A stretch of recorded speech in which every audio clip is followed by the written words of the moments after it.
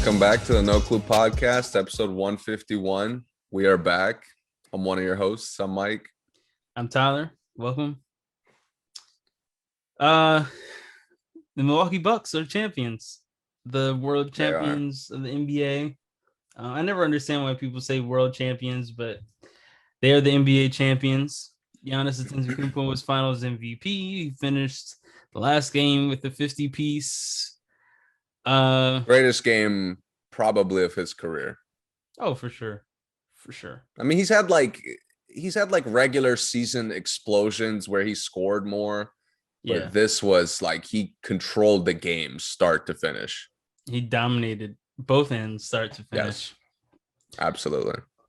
Do you want to start with Game 5? Is there anything really important that we have to cover in Game 5? I mean, Drew Holiday was just incredible. Yeah, he was. He stepped up big time. It's crazy because the other 4 or 5 games of this series was a completely different Drew Holiday than we saw in Game 5. Yeah, absolutely. He looked like he had no problem guarding anybody on Phoenix at any time. Yep. He was taking and making shots. Yep. Taking good shots. Good shots, yeah. And he was creating for guys, but it was all off of him just being in attack mode, not him trying to like set other guys up, just basketball instinct stuff. Yeah. Yep. Exactly. Attack mode the whole time. And he looked great. Attack mode on offense and defense because he was going for steals. Yeah. You know, he wasn't afraid to get fouls. He was just taking it from guys. Yeah. You know, stripping guys on the way out nicely. Yeah. And that's him being in attack mode makes the whole team better. I think most people see that the team looks a lot better when Drew is in controlled, efficient attack mode. So, yeah, they looked like a really good team that night because Booker was on fire. Everyone played pretty well for Phoenix in Game 5 for the most part. I mean, sticking with Milwaukee, though, you know what I realized these last 2 games, and it's like the big difference for them from other playoff runs. What? Is they're willing to learn. Mm-hmm. Because we've seen them at their best and worst in practically every series except Miami. Yeah. But we've seen them at their worst in every other series, Brooklyn, Atlanta, and first 2 games here. Yep. And the players, I think, more so than Budenholzer, because he still really didn't impress me that much. Uh-huh. I thought the players were just like, every time they struggled in a game, they came out with a different tone. Mm-hmm. And it showed. These last 2 games, it really stood out more than even the other series. Yeah, it did. It did. And the thing is, you know, we talked about before the series started how we were going to feel about Budenholzer's adjustments. But these last few games were definitely motivational adjustments. Yes. He might not have made any gameplay adjustments at all because he didn't. They might not have needed that much. The thing is, they needed to come out and attack, and they did. And you saw the difference in how in their aggression each game. Yeah. Big time, yeah. Yep. They learned from that first quarter in Game 5 that was so bad. Mm-hmm. And I was like stressed, like this can't be. Phoenix not going to control them like this. Right. And Holiday and Middleton learned like, yo, we got to pass it to our best player. Yep. And from then on, Giannis took control and never looked back. The last 2 games also were like last 3 games were the most they exploited mismatches like the whole playoffs to me, other than Miami also. But I think they had a really tough time exploiting mismatches against Atlanta. They didn't really have many mismatches against Brooklyn. But early in this series, for some reason, they wouldn't go to the mismatches. They'd have Bobby Portis down low with campaign on them, and then they wouldn't exploit that. They wouldn't exploit Giannis when a guard switched off to him. Yeah. Drew wouldn't attack the big guys, wouldn't attack Aiton. But the last 3 games, they made a conscious effort to do that. I could tell. Yeah. Yep. All right. Uh, anything on Phoenix for Game 5? No, they played great. Yeah. Good game. It was a tough loss. Yeah. Yep. Okay. So Game 6. We were worried about Chris Paul going into this game, obviously, because this series was ugly. Slipping away fast. Do you think he did enough in Game 6? No, he I did don't not. either. I don't either. And I had this problem in Game 5 where he played like I'm in the game, but I'm not the leader of this team. Mm-hmm. That's my problem too. And it reminded me of Miami's first year with LeBron. Mm-hmm. D Wade was still like a better alpha guy, better first option guy. Yeah. But D Wade randomly would just be like, no, like you got it. Mm-hmm. And you saw the struggle in cohesion that first year more than obviously any other year. Right. These last 2 games specifically was CP kind of being good enough to be the number 1 guy, but going on these long stretches where like Bridges, you tried to get a shot, or Crowder just throw something up. Or like Aiton, why did you get out the way instead of get available for me to throw you a post pass? Right. Which Aiton's done the entire playoffs, is moved out the way. Yeah. But now you're like force feeding him rather than attacking the mismatch you clearly have every play. Yep. And again, these last 2 games, he played like he was saving his energy. Yeah, good point. Yep, I agree. The thing is, he played pretty efficient this game. I would say, the turnovers, assist to turnover ratio wasn't very good, but a lot of the guys just weren't hitting a lot of shots. But you got, like you said, he wasn't playing like the leader of the team, because the leader of the team, the only Hall of Fame player on this team, you can't go out with only 19 shots.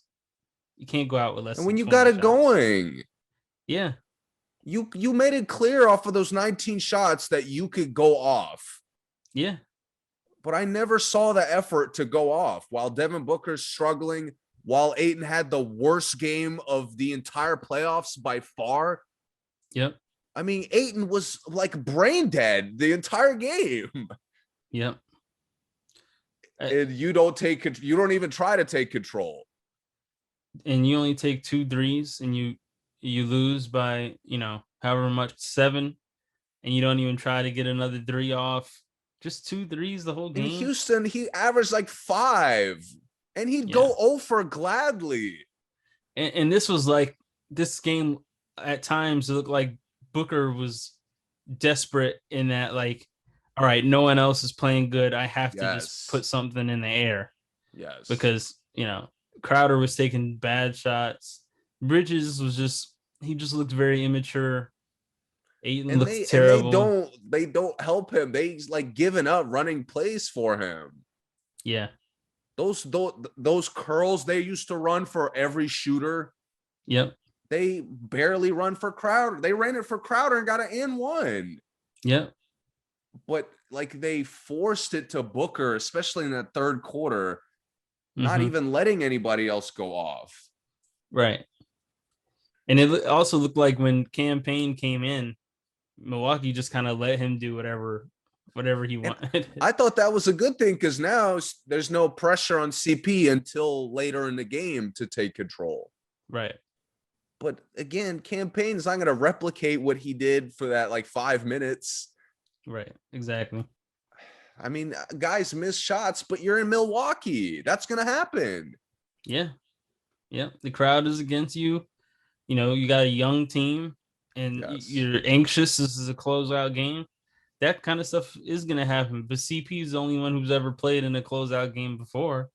So he should have CP been. was one of the few players out there that was acting like it wasn't a closeout game. I agree. And it made me mad because I just thought I wanted more. I expected more from him. Yeah, I didn't see the competitiveness that we saw at times, and we saw against the Clippers mainly. I think CP is, maybe he doesn't want to be the leader anymore, but you don't tell the world that in Game 6 of the NBA Finals. Right. But that's what it looked like he was saying. But Looked he like, always I don't want to plays, have the pressure on me anymore. but he takes control of the offense like the leader every time. Yeah, he does. So it's like you either got to change your play style or you have to live up to the play style you have. Right.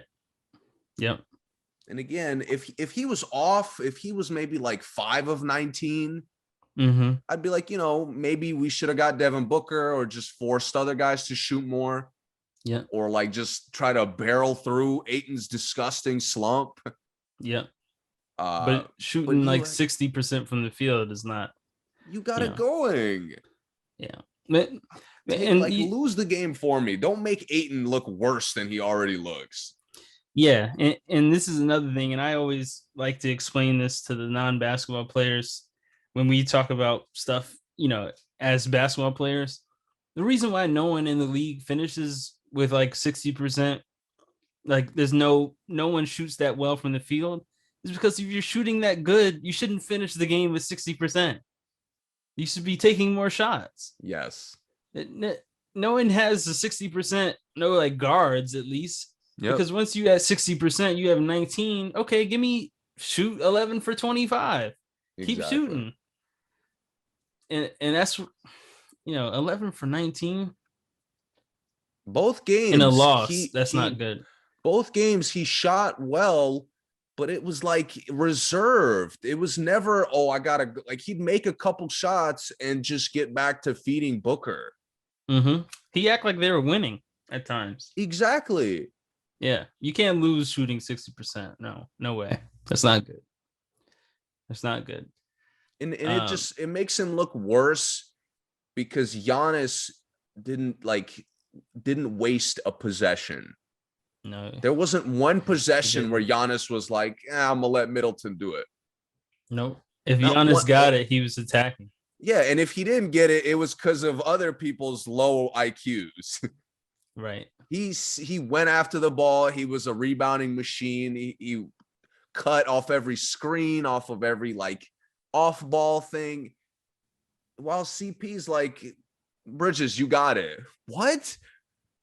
Yeah, work out. No, not in, like you said, not in Game 6 of the finals. Open the triangle for Bridges. Right. And Bridges impressed me the last game. He made some smooth moves. He did.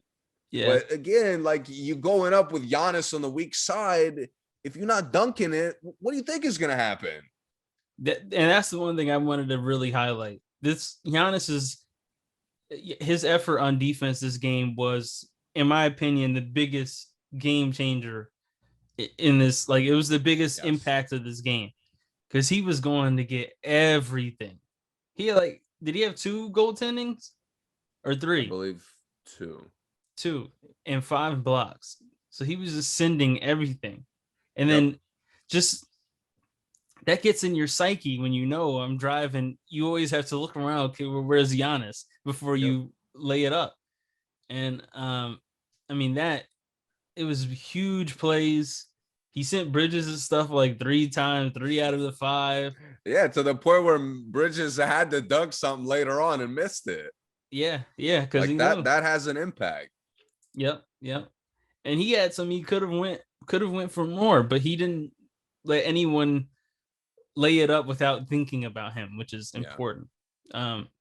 So I think that was a huge difference because he can get 50. The free throws obviously was amazing. He shot amazing from the free throw line, but he can get 50 a lot of nights, even shooting bad from the free throw line. That was one of the clutchest free throw performances ever. Yeah, absolutely. It was. I just, like you said early on, like he had touch on his free throws Yep, they were on soft. almost every one. Yeah, I've seen him like, he'll get in a rhythm and kind of look good for a couple shots, but this yeah. was like 13 straight. And this is what we've been saying for what, 3 years? Yeah. The Bucks would never win a championship if Giannis misses free throws. As soon Yep. as Giannis starts making free throws, he was a championship. Game 5 had me nervous. Oh yeah, me too. Me He was too. missing. Yeah, but I mean, he came out focused. He adjusted his game, Yes. and he was motivated also. These guys came out hungry. They wanted the chip, and they got it. You know what I learned from these 3 straight series Milwaukee played in, as far What? as like defending Giannis? Mm-hmm. You can't put, like, you have to have a big who has athleticism and IQ, Mm-hmm. because as the series get longer and longer, Giannis starts to look like more and more of a mismatch. Yeah. Brooklyn, it happened. Yep. Atlanta, it happened. Yep. And then, well, he gets hurt and against Atlanta, but he, like, even in game 2 and 3, he was looking like more of a mismatch. Mm-hmm. And then you saw it here. As the series progressed, Ayton couldn't handle him one-on-one. It's almost like you need to have a team of guys that just rotate on him so he doesn't get too comfortable with one guy, Yeah. because I think it was game 2 where like Crowder played him a lot, Yeah. and Giannis kind of had maybe it wasn't game 2. He went off game 2, I remember. Then maybe it was game 1 when Crowder Okay. played him a lot, and he still had a good game, but he had to take a lot different. He had to take different shots Yeah. than it was just layups like it is against Ayton, unfortunately, or short jumpers. He has to have his shot nice because he's not going to go past him because the guy plays better defense laterally than Ayton, something Yeah. like that. But yeah, you're right about that. It's just tough because with Blake didn't have the athleticism to guard him for like a full series. Mm-hmm. But he had the IQ. Yeah. But eventually Giannis just started like imposing his will by being relentless. Mm-hmm. Yeah. Ayton doesn't have the IQ. He's got the physical skill. Yeah. But as soon as he starts like giving him space and yet still closing out, Yep. again, That's a it's foul waiting just, to happen too. right. And Yeah. I'm just and Ayton, again, like I said, an awful performance. Yeah. And what Really made it bad. awful is he came out, Giannis didn't come out like saying this was, I'm going to take off and I'm going to get 50. Nope. Giannis was playing the exact same way he does every night. Yep. And Ayton just fouled or just let him score. Yeah. No resistance at all. And Ayton acted like Giannis was like a better outside the paint threat than he is, because he made it Yes. seem like, all right, I have to take something away and let him get something, but he didn't have to let him get layups. Like he Yeah. acted like he was trying to take away his like hook or something like that. I don't know what Ayton was doing. Like, that's not the way he defended him the other games of the series. Right. It was just so like brain dead, honestly. It was. And then they're like mad. Once the guy gets 30, it doesn't matter if you send a double team. Right. No, He's getting on the glass. Every touch he gets, he feels comfortable. Yep. And they're mad that they're fouling him, obviously fouling him. Mm-hmm. Like they fouled him the whole series. Yep. I didn't understand Phoenix's frustration because they allowed Giannis to get hot. And then we're just like frustrated that he stayed hot. Like, you're not offering any resistance. They didn't box out. Not at all. What Crowder led them in rebounds. That's never good. Ayton had what, like 5, 6? 6. Ayton had 6. Bridges had 6. That's unacceptable. Crowder had 13. Unacceptable. Yeah, it is. Yes. I'm sure Pat Connaughton had more rebounds than him. Yeah, he had 8. Ayton, you the only real big out there. Yeah, the whole night. So I understand Brooke Lopez not getting rebounds because he's got a lot of other guys who live in the paint. yeah, But Phoenix doesn't have anybody. nope. Even Sarge didn't live in the paint, and he rebounded pretty well. Yeah, yeah, But I mean, Kaminsky comes in. He played great. he did. Shout Both out to Frank Kaminsky. I hope we get to see him like get some real minutes next year. this game and last game. Game 5, he played great too. Yeah, yeah. Yeah. But he's not a rebounding threat. No, he's not. Not at all. Again, Ayton wasn't in foul trouble like that to just not rebound. Just about everyone on the Bucks had more than 8. That's Holiday had ridiculous. 9. Lopez had 8. PJ Tucker has 6. Middleton had 5. And honestly, man, the way this series was going, we should have seen this coming more. Because the first rebounding? yes, the out rebounding was going on even when Phoenix was winning games. Yeah. But Phoenix was hitting shots. Mm-hmm. I should have known better than to think that Phoenix was going to stay hot for 5, 6, 7 games. Yeah, I agree. That's unrealistic, especially of a team that young. Right.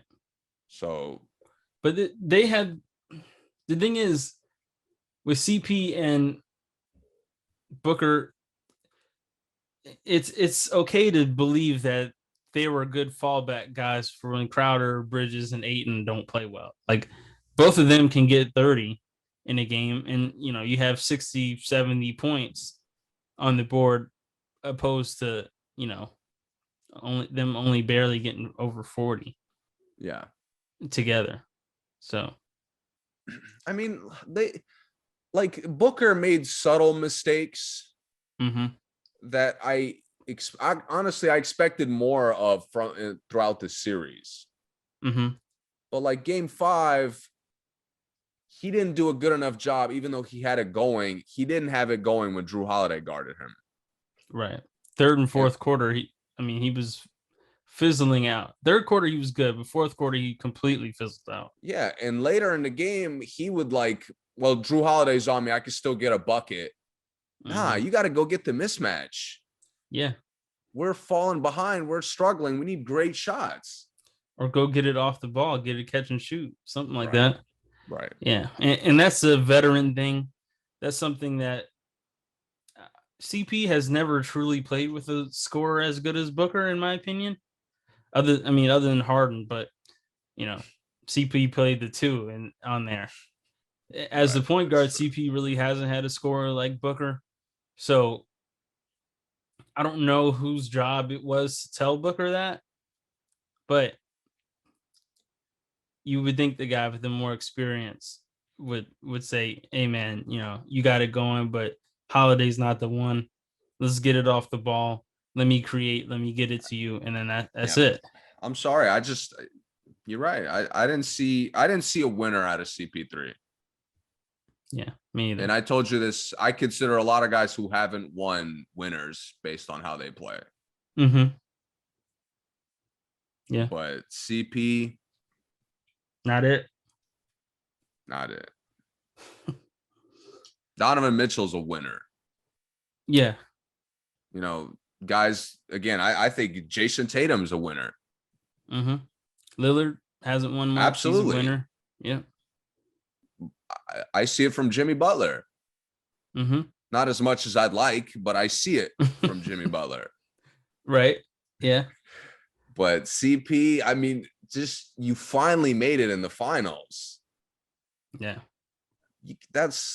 You went out because Milwaukee is just better. And you were comfortable with that. Right. I don't think anyone who watched this playoffs thought that Milwaukee could win, or thought it was likely that Milwaukee would win 4 straight games. I don't think that was like a favorite opinion to anybody. No, that the Suns wouldn't, split a game there. Yeah, the games 4 and 5. I was so impressed with Milwaukee, but Phoenix, I mean, CP just throwing away chances, Yep. literally throwing it away. Yeah, I agree. While Giannis has to sit down the first 3 minutes of the game because he's so hyped. Yep. CP is like letting seventh and eighth best players on the team take shots, Yeah. forcing them to take shots. Yep. And this, unfortunately, although Booker played great this whole series, this series truly showed his limitations as well. And I think probably showed the higher ups in Phoenix what they might need to do to surround him to make the team more efficient and, more likely to win. Because, Cam Johnson, he comes in, he's a decent complimentary player, but he's minus almost every game. At the end of the games, his time out there, he makes a negative impact. And I know plus and minuses isn't, a great stat to say, like, what someone is, whether someone's good or not, because Cam Johnson is good. But the thing is, something happens to the team while he's out there, whether it's defensively.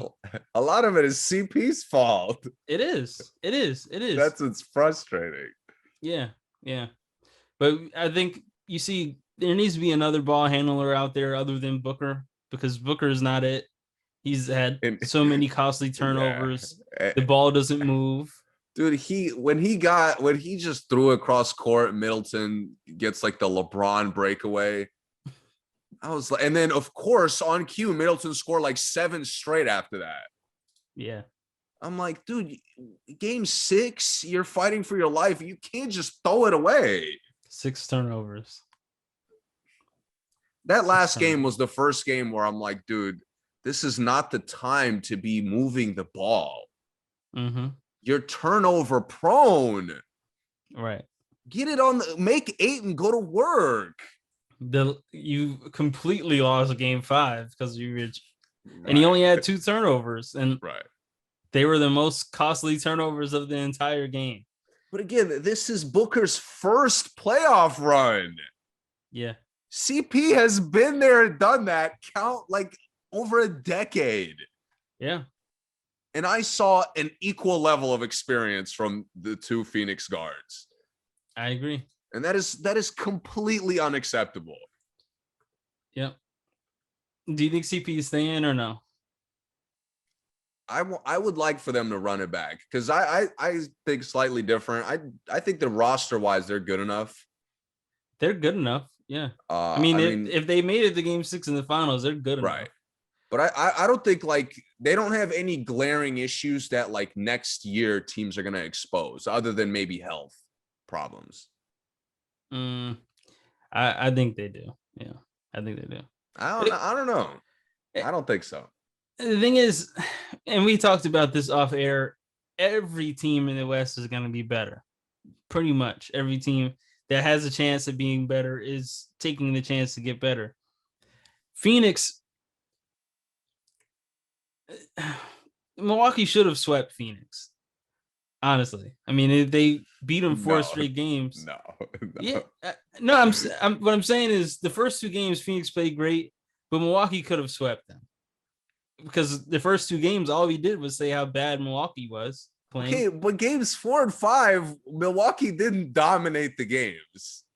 I'm not saying if game 4, if CP was awake or showed up, it wasn't Cliff out there. Sweeping and dominating isn't the same thing, though. I'm just saying Phoenix could have swept them right back. I don't There's think no anyone way on the planet thought Phoenix was going to sweep Milwaukee, though. I didn't think CP would be awful in that game 4. Right, but you think that's going to change next year? The thing is, if they had again, if they had anyone else to alleviate CP's whatever you call it, they make a difference. That's all. Because you take CP out and then Campaign comes in, who doesn't really initiate the offense well. He gets his own buckets, but that's it. He does nothing else on the court. No, he doesn't create for anybody. Right. So that's maybe a small roster adjustment you make, you know?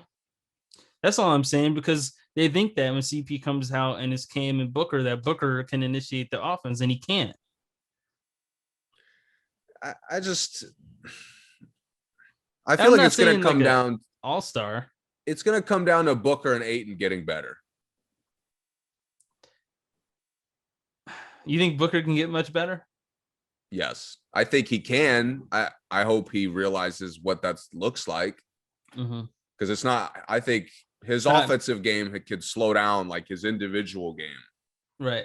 It's nothing about scoring. I mean, that's great, but I mean, it's the IQ part. weights just they add up over time. So we'll Mm-hmm. see that moving forward. Mm-hmm.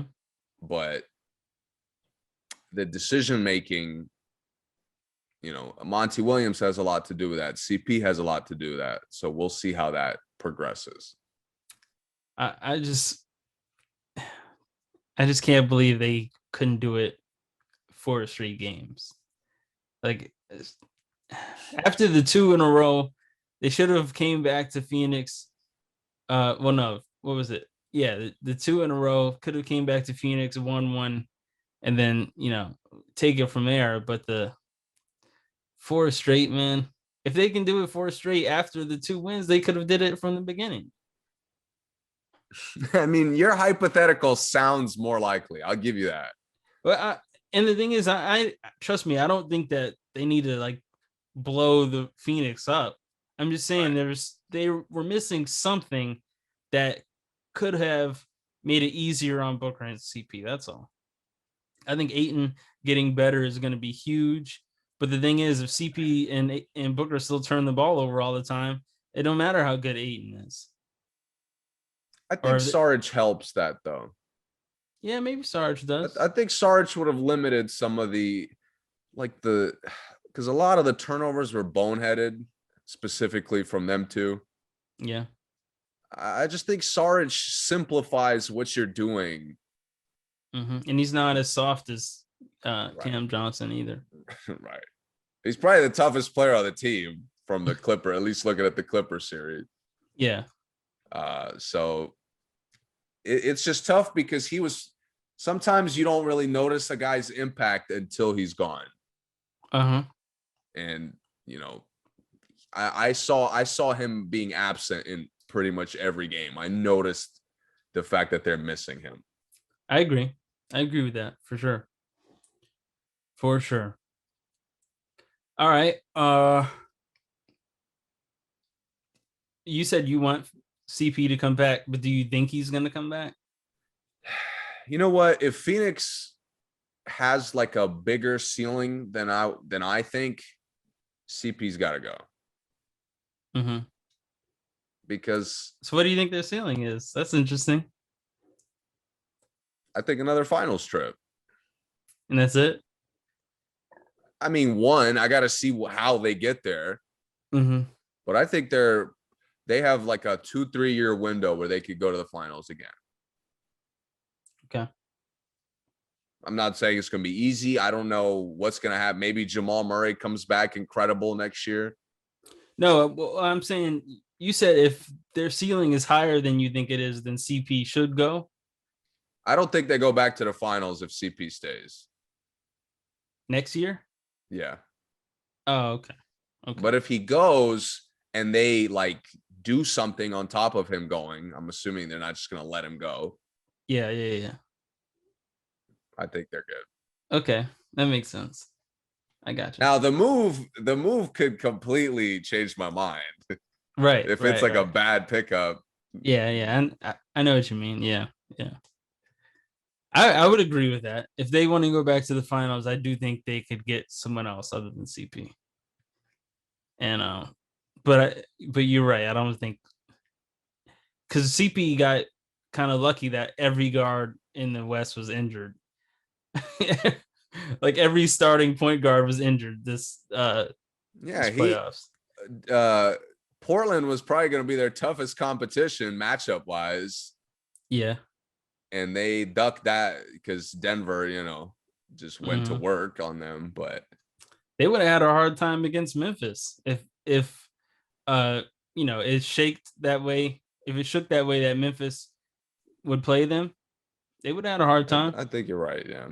If Phoenix got the number 1 seed Yeah. and had to play Memphis. Um but What do you yeah, think man. about Milwaukee, man? So they're the championship team. Man, Giannis, it was a nice moment watching Giannis celebrate, man. I got to be honest. Yeah, it was. It's been great.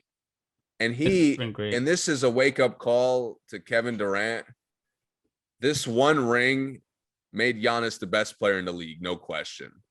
Yeah, it does. Currently, this offseason, throughout next season, Giannis is the best player in the league. Yeah. KD, you won back to back, and nobody thought, or most people didn't think that. A lot. I didn't think he was the best player on that team. Exactly.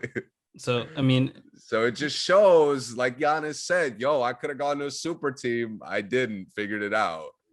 you're right. And he's like, he specifically pointed that out. They didn't like ask him about it. Mm-hmm. He just wanted to make sure everyone knew that. Exactly, yo. So I just that was a great moment, man. Yeah, it was. Milwaukee. I mean, Brooklyn is the only thing stopping them from getting back to the finals. All the teams that is currently constructed, none of them have a chance against Milwaukee. I need to see Philly's master plan, whatever that is. No shot. If it's not Damian, it's no shot. That's it. Yeah. Wow, Anyone else is no shot. Lowry, no shot. What? No shot. No shot. That was literally the only thought I had. I've already said I think Lowry's going there, but no shot. Not against Milwaukee. Okay. No. Because they're losing Ben. That's I'll tell you right now, if it was Lowry instead of CP, those last 2 games, Phoenix would have won one of them. I agree with that. Just saying. I agree with that. But the thing is, Philly getting Lowry and losing Ben, it's not. It's perfectly okay. It's okay, but it's not equal. But yeah, it's not. You're improved. You're improving some things. You're not, because who's guarding Giannis when they don't have Ben? Tobias. Well, Tobias is getting worked for a couple minutes. 15. He's gonna have 50 and 14 early. the whole series. 50 and 14 the whole series. I mean, Embiid could take a crack at him. Tybal fouls out guarding like Bogdanovich. If Phoenix could do it, Philly could do it. No. If Brooklyn could do it, I think any team is capable of doing it, considering they have the size. And Philly has the size. No shot. All right. Sweep. Okay. Maybe 5 games I'll give them against if they get Lowry. If they get Damian, though, then it's different. Because Lowry and Drew, to me, I pick Drew in that matchup at this point. Maybe just because I think Lowry's gonna be. Drew went 1 for 5. What do you mean? One great game, and my phone is blowing up talking about how invaluable he is. I'm like, yo, he tried to sell 4 games. Who said that? No, I'm not gonna throw out names, obviously. You just close friends that just I talk basketball with that never mentioned Drew Holiday the first 4 games of how awful he was. Yeah. Oh, he's so invaluable. Come on. No. He was an idiot for 80% of the series. I don't know how you could definitively sit there and be like, yeah, Drew Holiday will work Lowry in a matchup. No. I didn't say that. I didn't say you would work him. I just said I would pick Drew over him. Yeah, in this matchup, in a king of the court 1-on-1, I'm picking Lowry. I'm not talking about that. I'm talking about a matchup. In Philly versus Milwaukee, I'm taking Drew. I think Drew's impact will be. He won't outscore Lowry, but I think Drew will control the game better than Lowry. on those two teams. That's all All I'm right, saying. we'll agree to disagree on that. We'll see what Philly does because you know we'll definitely come back to this conversation because I think Lowry's a very strong possibility for them. And it's likely. I mean, he's from Philly. He wants to I would love it. retire. It makes sense. Everything makes sense. I think I would being love in it. Toronto is a great move. I think I like that a lot. Yep. So, but no, I don't, no shot. I will say Milwaukee I don't see anybody beating them in the East next year. I think, like I said, I think Brooklyn is the only chance. I think, I think Atlanta was probably only like a really good vet away. And when I say really good, I mean like a Drew Holiday level vet away from not an all-star, but someone who, you know, But I people think may think is Giannis, underrated. if Giannis had played against Brooklyn the entire series like he did against Phoenix, Mm-hmm. I don't think it would have been that difficult of a series. Brooklyn? Yeah. Yeah, me either. Me Because either. he was still on I have a perimeter game. Yeah, but not all of Brooklyn played either. That's the only thing. That's my Yeah. only issue. Yeah, but for them, I'm still not confident that everybody back is the solution for them Mm-hmm. because they only gave me 2 out of 7 games of good defense, Mm-hmm. and the rest it was just individual talent. Yeah. So Harden and Kyrie being back, I don't trust that to make it better. Kyrie won't be there anyway. The Atlanta is like maybe a Dinwiddie away from really challenging Milwaukee based on how they played and Trey being healthy, obviously. I think it would be another 6-game series, no matter what upgrades either team makes. Yeah, that's solid. That's a Milwaukee challenge. would win. Yeah, but I mean, like, right. It's not going to be like a sweep or easy light work like Miami was. Right. Yeah, no. They're the only ones I think probably challenge them. I'd like to see what Boston does here, but right now, no shot. I'm Wizards, tired of I don't Miami. think we need to Miami's say. always in talks for all the good pickups. Miami's a beautiful place. That's true. Yeah. That's They're just, probably gonna get a good, interesting like change into the roster. mm, I don't. Are they going to try to keep Oladipo? I'm not sure. Because if they do, I don't see them getting anything else. Miami and Boston are such wild cards. I honestly, it's hard to even predict where they're gonna be next year. Yeah, but Boston, I am really curious to see what point guard they're going to get because I think there's going to be a lot of point guards moving. Um, Lowry, Ben. Schroeder is gonna end up on one of the teams we're talking about. I'd like Schroeder on Miami. No? Yeah, Uh, like I said, they're a wild card mostly because of one player, but John Wall is moving. Lillard might be moving. except for Lillard, none of those moves, regardless of where they go, makes me think that anybody could beat Milwaukee in the East. Kimba, Like you said, Conley. Kyrie's not gonna be back, so Brooklyn doesn't look that invincible.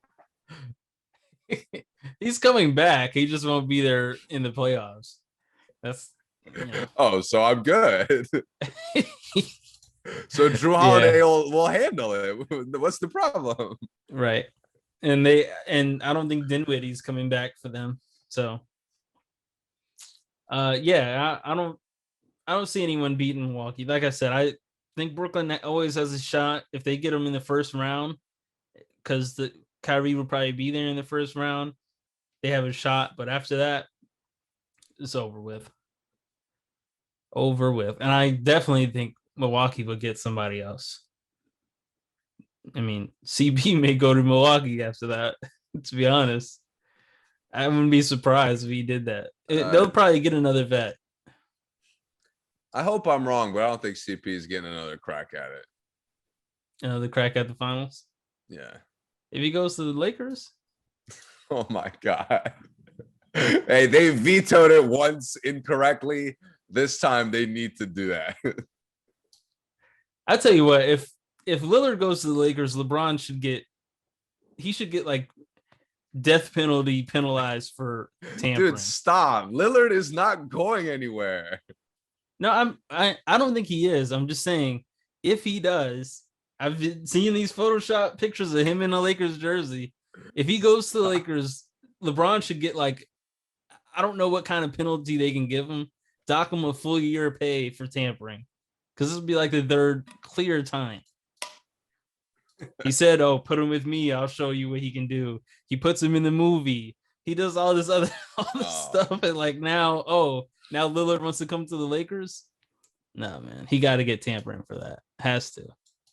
Again, Has to. You know, thinking about all these other teams that are going to be like that we're not really sure about.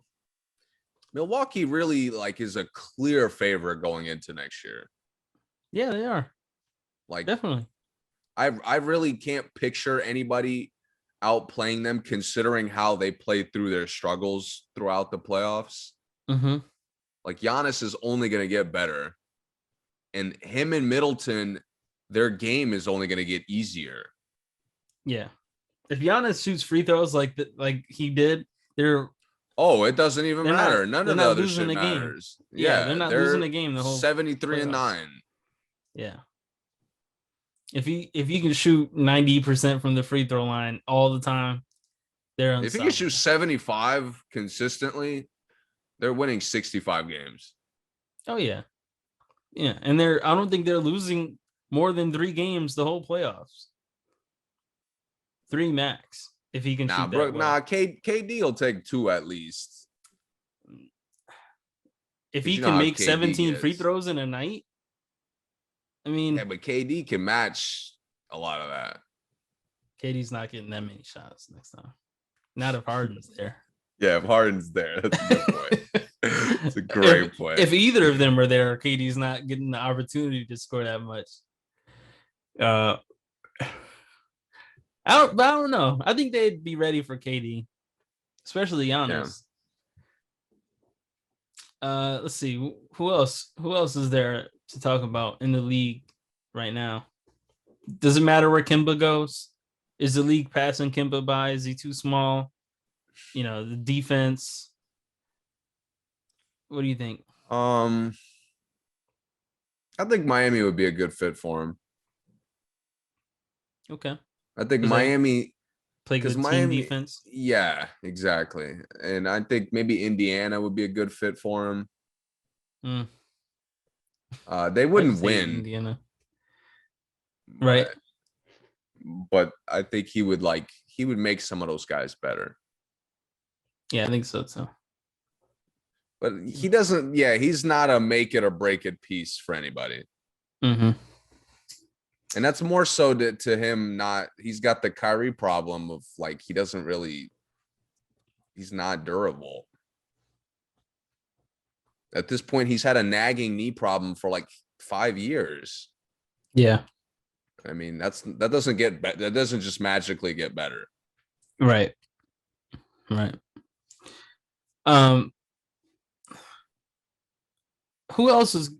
What other big names are going to be available other than point guards this offseason? Is there any centers, any big men that we think is moving? I haven't seen any. Not that I could think of. Weak right now, anyway. Okay. We'll come back to offseason later anyway. Yeah. All right, man. It's time.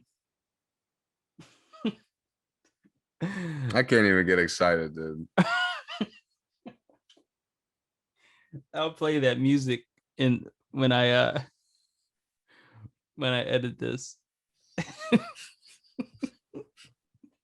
They hyped the soundtrack up so much, and it was worthless in the movie.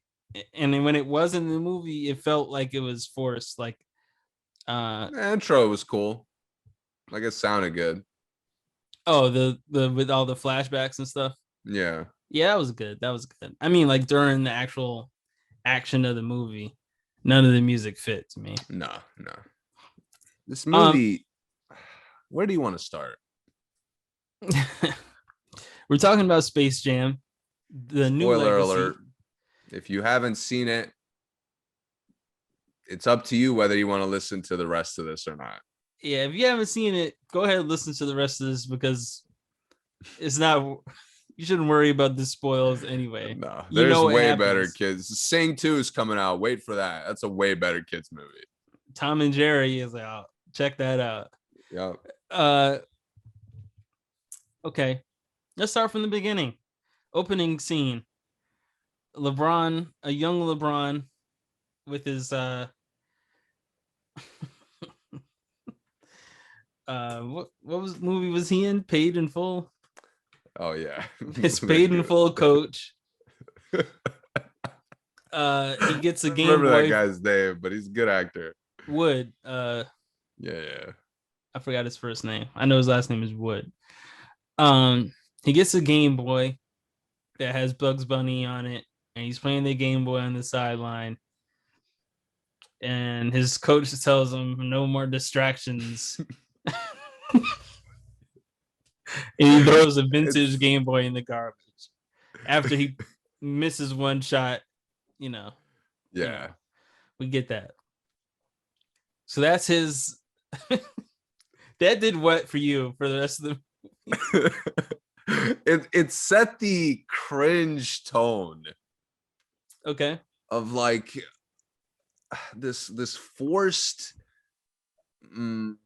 like character arc, I guess I'll call it, if that's a good way to put it. Of who? Of LeBron? Of LeBron. Yeah. Like after that, it flipped a switch in his mind for him to never have distractions ever again. Again, I can't fathom, like, so Space Jam New Legacy, LeBron instead of MJ. All right, I'm on board. Mm-hmm. You make LeBron unlikable? You make him the mean dad? That is the dumbest thing I could think of. Mm-hmm. Again, every scene in this movie, you can't help. I don't know how kids receive this movie. There's really nothing in this movie for kids. Looney Tunes was 20 years ago. Yeah. All right, to stay on topic, not to get too ahead of myself. Mm-hmm. Especially the early scenes, you're kind of comparing the setup to Space Jam. Yeah, with the free throws outside the. Yeah. And they changed everything for the fucking worse. Yeah. Oh my God. You make LeBron like the slight villain. Mm-hmm. I was like, oh my God, why would you do this? Put those games down. It's bad enough. Yo, it's a Looney Tunes movie. Space Jam was a Looney Tunes movie. Yes. Who the fuck cares about LeBron like starring in the movie? Good point. Again, it's Looney Tunes. There's a basketball storyline. Who better than the greatest player on earth? The limited in the original, there was such a limited amount of like real people action. Like it was like they were golfing. That was all I remember. And then like Bill Murray like being the last recruit. Yeah. For the team. That's really it. And Jordan's assistant. And then Daffy going to get the shorts. What was the other thing? The him at the baseball, didn't he hit he hit it, and then the Monstar, the aliens came in with the spaceship. Yeah, so I mean it was the cartoon coming to the real life, and not Jordan going, well, I should say now LeBron going to wake up like a PTSD Bugs Bunny, and all his friends are out retired from like Looney Tune land, which I still don't know why. I never understood, like, I didn't fully grasp the why that is after watching it. But He just like threw him in there, as far as I could tell. yeah. There wasn't a reason for it. He was like, oh, like, haha, I got my superstar team. I'll just throw you to some random world that you go find players. No, I didn't understand why all the Looney Tunes are all on different worlds. That's the part I didn't get. Oh, so they try to set that up with like Bugs Bunny. They left because of Don Cheadle, Yeah. because he offered them a better planet. And that was just weird to me. It didn't make sense. But again, the problem in this movie, You said Don Cheadle. dude, Al. wow, yeah. I don't understand. The Looney Tunes was the draw. Okay, they're washed, but there was a couple of moments in this movie that tried to be like, yo, like the Looney Tunes were cool. I thought them throwing them into the like all the different franchises, the Warner Brothers franchises. Yeah. I thought that was funny. I thought it was too. But how is that like how does that introduce Looney Tunes to kids? Doesn't. That's like nostalgia for the OG Space Jam fans.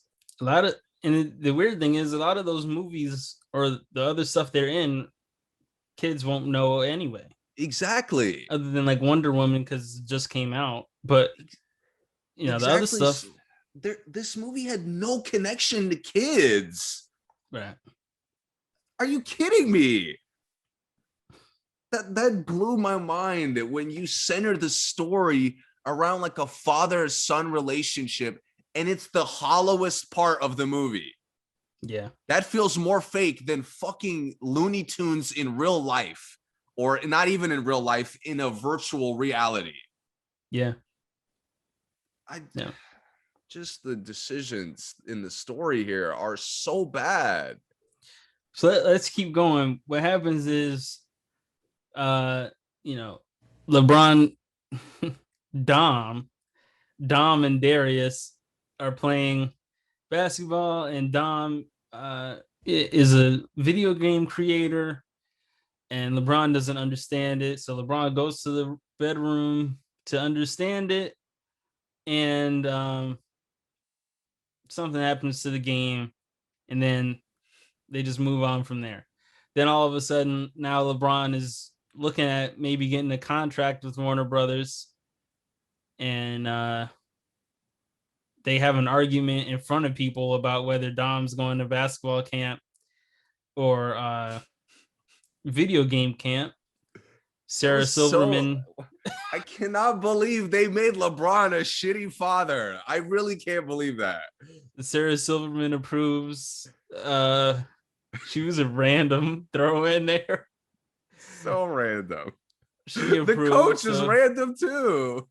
Yeah, for like 2 minutes. It's just to talk shit after the game. Yeah. So LeBron tells him that the idea was bad, and Don Cheadle, who's the video game man, or he's like the AI. Yeah, the AI, he hears him and he gets upset, so he finds a way to change the elevator while they're fighting and drag them into his world, and then challenges LeBron to a basketball game. He like takes his son because he steals his idea in a way, but then he just like puts it into a basketball game just to go against LeBron. Yeah, but first of all, no one was in danger in this movie. Let's just be clear there. I guess the Looney Tunes were in danger of getting deleted, but no one else was in danger here. His son was not in danger. He just wanted to take his game. Like, take his game idea. That's it.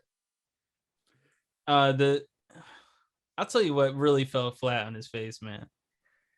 The other players getting into the game.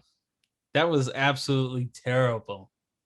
Damian, So Anthony bad. Davis, Tarasi, and Agumake, them getting into the game was just bizarre. It's just like, hey, we're at this game. Oh, I just wanted to scan you. We're at some co-ed all-star game. That was one of the best parts of the original. The Monstars stealing the powers. It And was. then them showing like little clips of them like sucking, like Yeah. not being able to. I thought that was probably the best, the funniest part. And I couldn't wait for that part in this one. I really could. Like, I really thought, oh, they took their powers and put them into put them into the game, but like they never showed the players after the game. I don't know what happened. Like, I don't know if that's really them. What happened? Why they're all mad and mean now? I didn't understand anything, man. None of that part. So then let's move on. Bugs says he's been abandoned by everybody else. They go gather them, they get him on the team. For some reason, nobody really cares who LeBron is. No one even really wants to help LeBron, other than Lola, because he said his son was captured, which was weird to me. Like, I need to help my son, and all of a sudden she turns around like, "What? Your son?" Like she knew his son or something. That was weird. So then, let's keep going.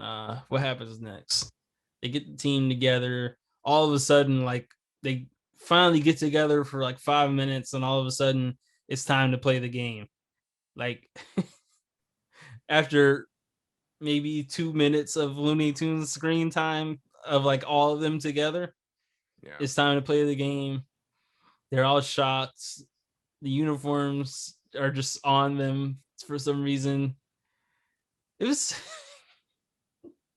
And you know what? There's like what you're describing is already trash, yeah. but it can't be overstated that while the story is just stupid at every turn, awful, dumb at every turn, Yeah. in the center of all this is Don Cheadle giving a kid, like, is he trying to reach kids with the humor? Or what is, like, again, I've never seen such a fire actor look so out of touch. I don't I don't understand why LeBron had actors as his family. I don't understand why Don Cheadle was Don Cheadle and why LeBron just didn't recognize Don Cheadle. That's the part that I just do not understand. Everyone else knew each other. Everyone else everything else like fit into place, but this is in a universe where Don Cheadle and Sarah Silverman do not exist, and LeBron just sees them as Yes. random people. And yeah, man, great actor, just giving us this like mad scientist kind of role. Cringed every time. First of all, an AI would not be a black dude, by the way. No other movie, let alone Don Cheadle. Like, come on, man. Every time we see it, it's like this. It's like a British chick, you know how the AIs sound. And here we go with Don Cheadle. I just don't get it, man. Why couldn't you just have him? He could have voiced the AI. In the beginning, when he was just the voice, like when it showed him like as like hologram. Yeah, I liked that. Yes. I was like, okay, this is cool. This is interesting. I like this. And then all of a sudden, here's Don Cheadle in like a suit. And then he had like that little friend that was weird. Anyway, moving on to the game, the big game. An hour into the movie. Yeah. Hour 5 minutes into the movie. Yeah. So every like character ever created by Hanna-Barbera, Warner Brothers is there. Oh what's her name that wrote Harry Potter. All the Harry Potter people are there. All the HBO people are there. Game of Thrones, uh, Iron Giant, King Kong. Everyone that LeBron wanted on his team were there. I don't know what else to say. They were in a force field. It was just crazy, man. I'm with you. The thing is, I don't know how writers sat in the room and said, "Yo, let's do this and do this and that and this," and they said, "Okay, this sounds good. Let's get it."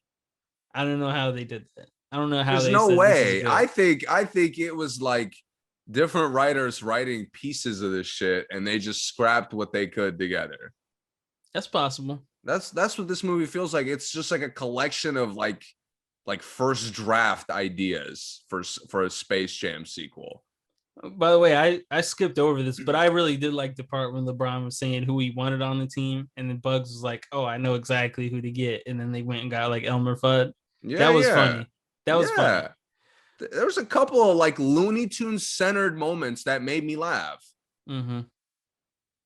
in the middle of an awful movie, and I'm hating it every minute of it. They found a way to make me laugh based off of the Looney Tunes. From the game on, nothing made me laugh other than Lil Rel for the rest of the movie, which I also don't know why it was there.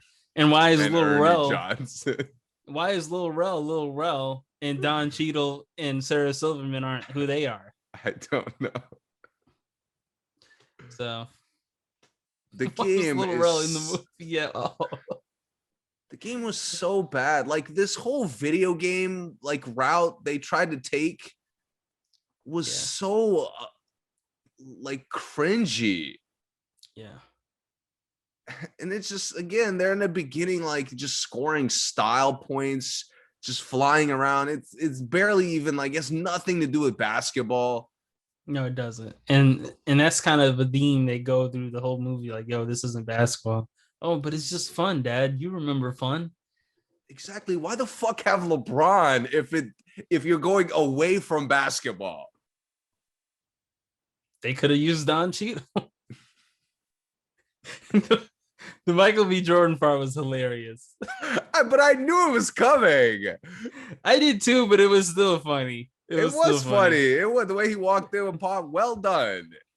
Another moment in the middle of like disgusting shit that made me laugh. Yeah, that was hilarious. Dude, like watching LeBron trying to like move like a real basketball player, it looked so bad. What do you mean? Like at one point, he even hit like a regular turnaround. Oh yeah, yeah. And it just looked so like fake. And I thought the CG was like serviceable for most of the movie. Yeah, me too. It wasn't like glaring, you know, it wasn't like glaring fake all the time. No, it looked good. Yeah. But like LeBron, you made LeBron look out of place in this nonsense. Yeah. The most important character. And you didn't even make LeBron look good. No, you didn't. He just jumps off the same spot, hitting the same lob that he hit 1,000 times in his career. Yep. Nothing creative. No. The Lola lob and the D Wade thing, that was cool. That's and it. I saw it in the commercial, but I liked that in the movie. I liked it even better in the movie. I did too, but I was hoping for more moments like that. Me too. If they threw in like a number of LeBron's like either funniest or coolest moments, yeah, they couldn't even match like him getting hyped like he did in real life.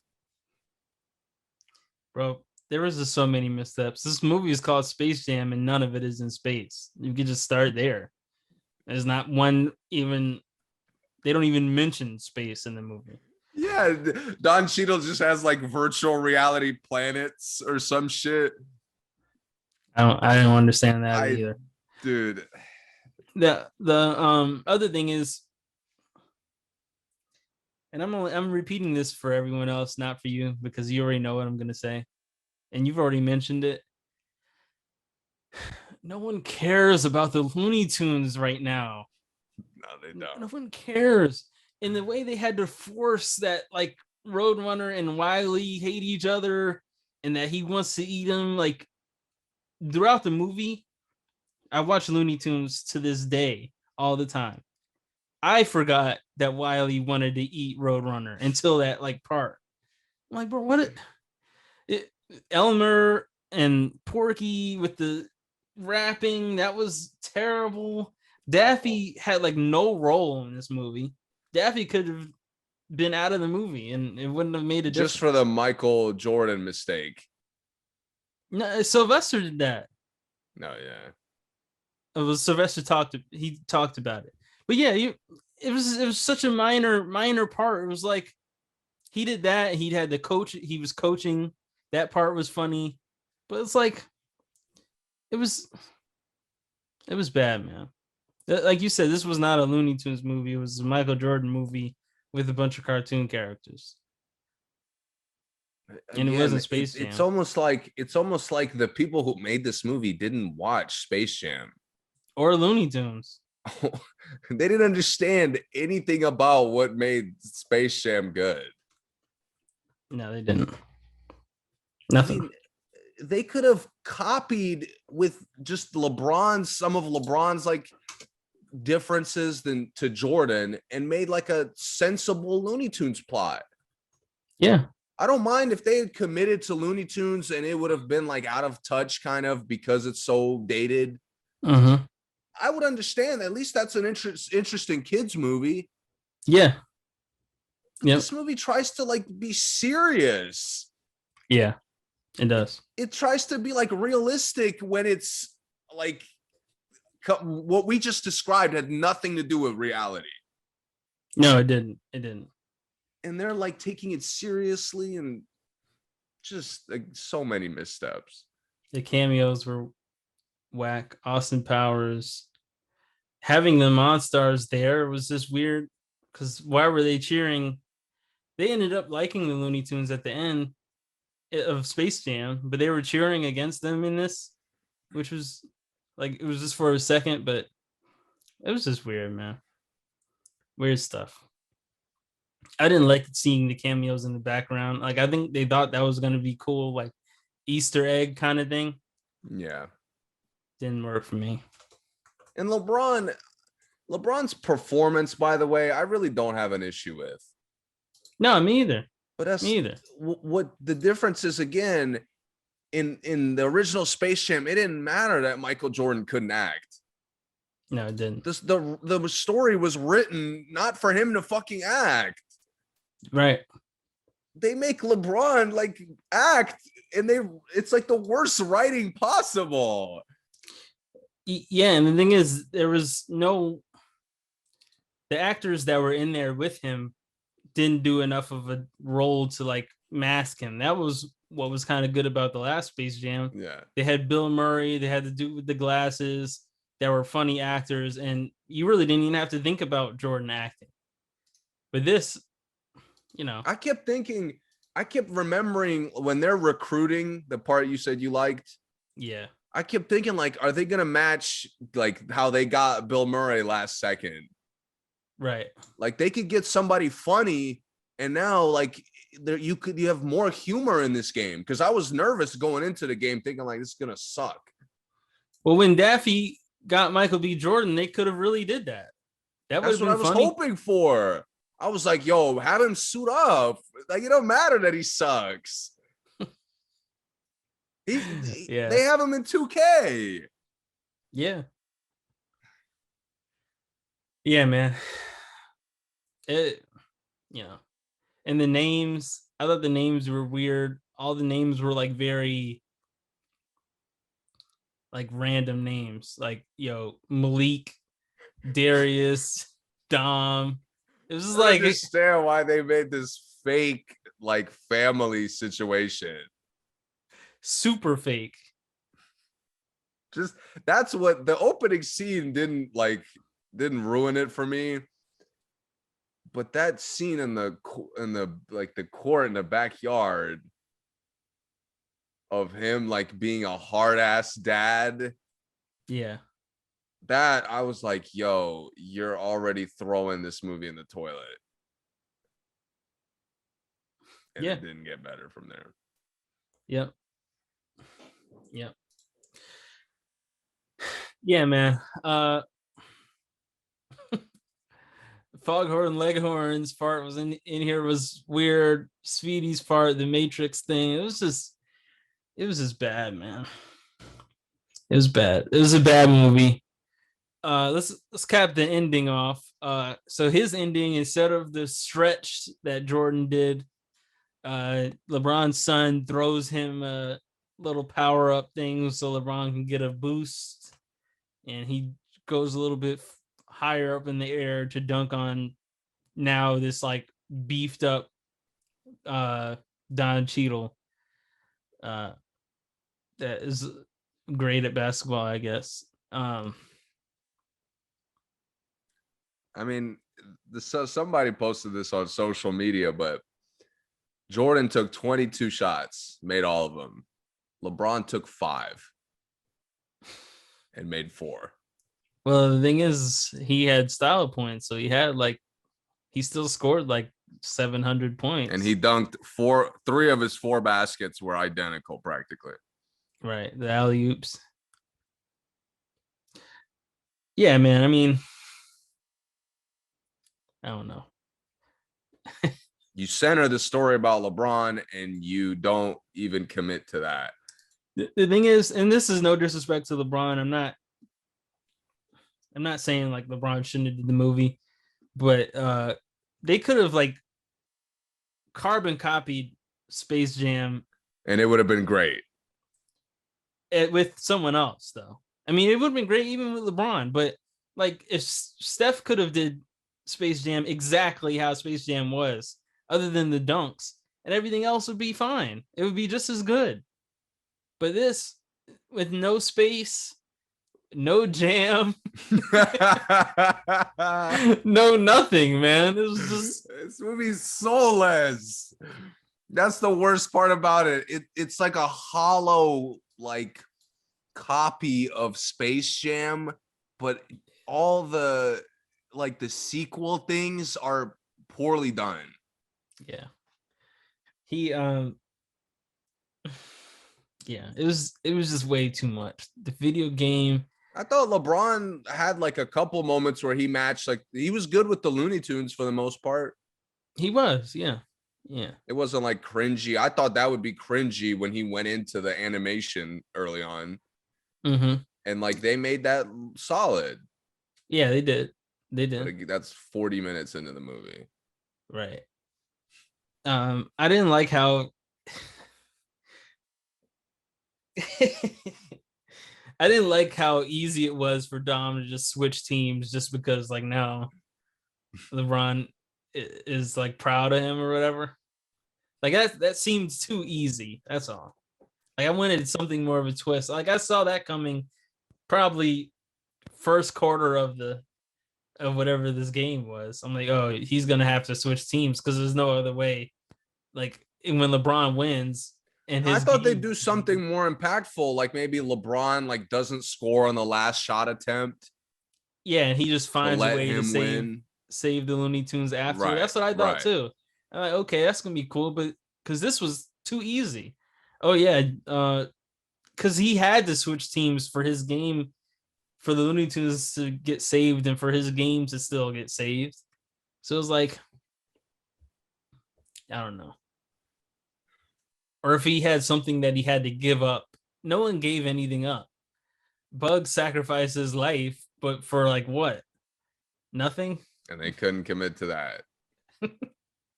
Right. They couldn't commit to it. And then even the last part, when LeBron dunked on Don Cheadle, I didn't feel any. Like I know that they wanted to make it more realistic, but with like when the Monstars were like holding Jordan and Jordan actually had to stretch, like I really didn't think Jordan was gonna make the basket. I know. Like with this, Don was just like had his arm on LeBron's shoulder. I didn't feel any like pulling down or anything, you know? There was no fouls, no rough housing. They were just using powers. Gwen McKay was putting people in her web and that kind of thing. That's cool, but we get it. I don't think anyone who watched this and said, yo, what is everyone hating on this for? You know what I'm saying? Yeah. People who watch this and have seen Space Jam know exactly what we're hating on it for. People who And watch this and know the name of the movie is Space Jam should know exactly what we're hating on it and for. I'd let a lot of it slide if I could see the like 4 kids perspective. Yeah. But I don't see that here at all. Right.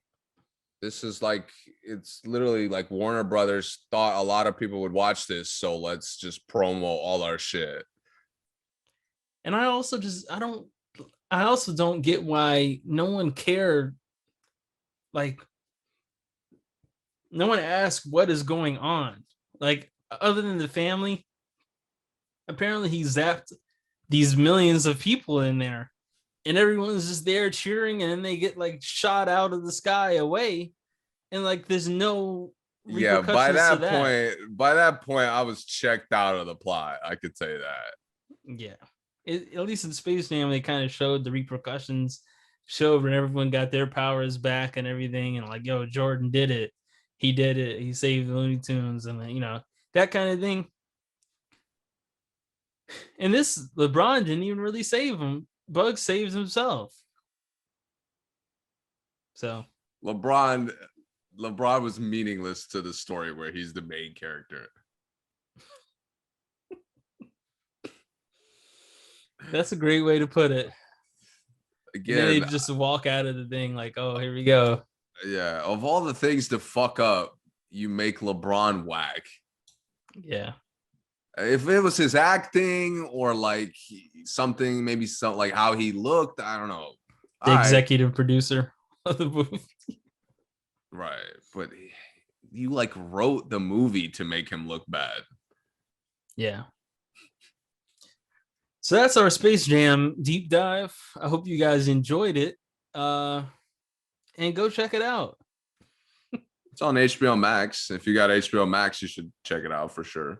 If you don't have HBO Max, DM me and I'll give you my HBO Max just so you can watch it and roast it. How's that? I'm done here. We're done. We'll be back. We have more movies to talk about. Black Widow, Fast and Furious. We have a bunch of music to talk about. Basketball season is over. Now it's time for the trades. It's time for Kawhi to sabotage his team. It's time for all the good stuff we love every Wizards got a new coach. It's time for the Wizards to keep sucking. All the offseason stuff we always love. We will be back for that soon. Thank you for listening. Please subscribe, share, all that good stuff. Follow us on Instagram, No Clue Podcast.